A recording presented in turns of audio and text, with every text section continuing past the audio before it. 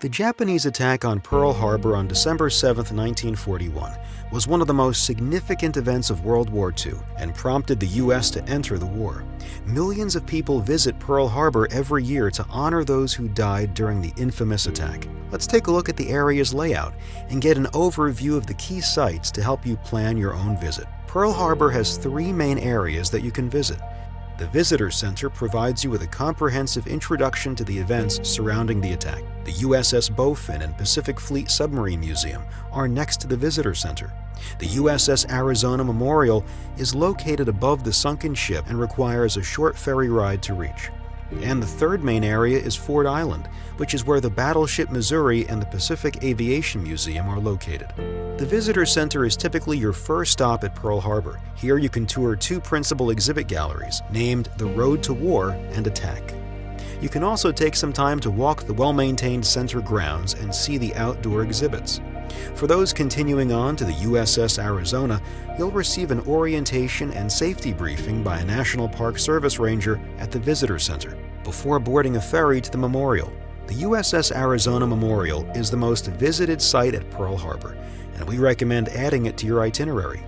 Consider making reservations ahead of time because spots are limited and fill up fast. Tickets to see the USS Arizona Memorial at your own pace can be booked online at recreation.gov. To avoid the hassle of fighting for online tickets and long waits, you can book a guided tour at pearlharbor.org that includes transportation and a ticket to the memorial. For self-paced tours, we recommend arriving an hour before your scheduled ticket entrance time to find parking, explore the visitor center, and get to the ferry departure location. The memorial is built on top of the sunken USS Arizona, which was hit and sank soon after the attack began. Most of the crew, 1,177 in total, died on the ship. The memorial commemorates those who died on the USS Arizona, those who perished in the Pearl Harbor attack, and the personnel lost in the Pacific Theater during the war. Plan on allowing 45 minutes for the USS Arizona, which includes your safety orientation, the boat rides, and time to walk through the memorial. After returning to the Visitor Center on the ferry, you can easily access the USS Bowfin and Pacific Fleet Submarine Museum. The museum showcases more than 4,000 submarine-related relics and artifacts. The exhibits offer a wealth of information about life of the submarines and also detail the vessel's complicated engineering. The USS Bowfin is one of the museum's key exhibits where you can see inside a real World War II-era submarine. Plan for 30 minutes to 2 hours to explore the museum and submarine, which are located near the bridge to Ford Island.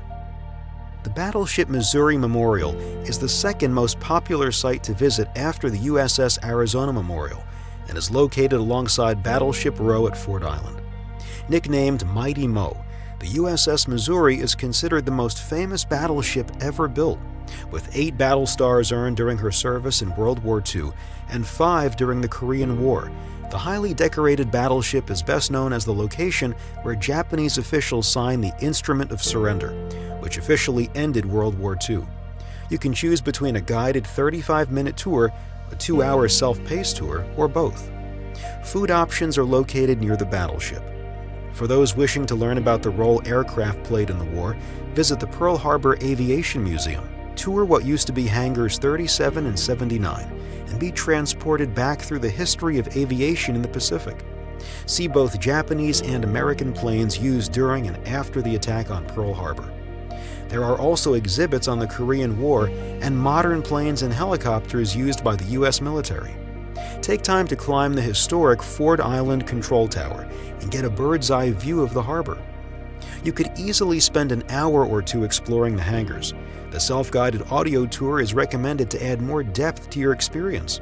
Refreshments are available in the Hangar Cafe. The Pearl Harbor Visitor Center is approximately 30 minutes from Waikiki and Honolulu. General parking is located at the center. You can either drive yourself or book a guided tour with transportation at pearlharbor.org. Note that guides are not allowed at any Pearl Harbor sites, but will accompany you on your tour transportation. Also, it's important to note that Ford Island is home to an active military base. You can only visit the island by using the free National Park Service shuttles, or you can enter on your own if you have official military base access. And for those who booked a guided tour with transportation, your tour guide will take you onto Ford Island, allowing you to avoid long waits for the shuttle.